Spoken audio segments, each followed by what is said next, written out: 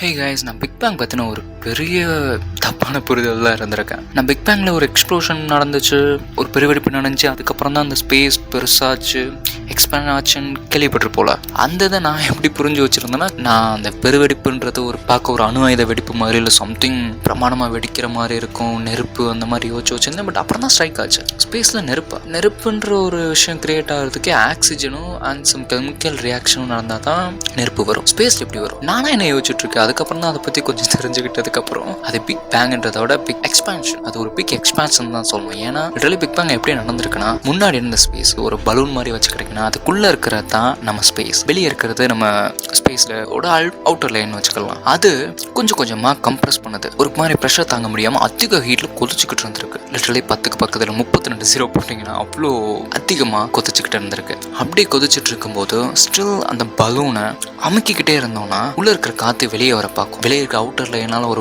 லெவலுக்கு மேலே தாக்கு பிடிக்க முடியாமல் வெடிக்கும்ல, அந்த வெடிக்கும் போது தான் உள்ளே இருக்கிற காற்று வெளியே வரும். ஸோ இப்படி தான் நான் புரிஞ்சு வச்சுருக்கேன். ஸோ ஒரு லெவலுக்கு மேலே அவுட்டர் லேயர் கம்ப்ரெஸ் பண்ணும்போது, ஸ்பேஸ் தன்னைத்தானே கம்ப்ரெஸ் பண்ணும்போது, ஒரு சின்ன ஃப்ராக்ஷன் ஆஃப் செகண்டில் அது ஒரு அளவுக்கு மீறி போகும்போது அந்த பிக் பேங்குன்ற ஒரு எக்ஸ்ப்ளோஷன் நடக்குது. அதுக்கப்புறம் தான் எல்லா மேட்டருமே கிரியேட் ஆகுது. அதாவது time, energy, particles, gases, dust, ஸ்டார்ஸ்னு எல்லாமே கிரியேட் ஆகுது. அதுக்கப்புறம் தான் லிட்டரலி பிக் பேங்குன்றது ஒரு எக்ஸ்ப்ளோஷன் கிடையாது, அதுதான் ஒரு ஸ்டார்டிங் ஸ்டேஜ் ஆஃப் ஸ்பேஸ். பார்த்தீங்களா, பெரிய வெடிப்புக்கு அப்புறம் தான் ஒரு நல்ல விஷயமே ஆரம்பிக்குது. இப்போ அதை பற்றி தெரிஞ்சுக்கிட்டதுக்கு அப்புறம் எனக்கு கொஞ்சம் ரிலாக்ஸாக இருக்குது. ஏன் சின்ன வயசுல இப்படி தான் யோசிச்சுட்டு இருந்தேன், பட் இப்போ கொஞ்சம் ஹாப்பியாக இருக்குது.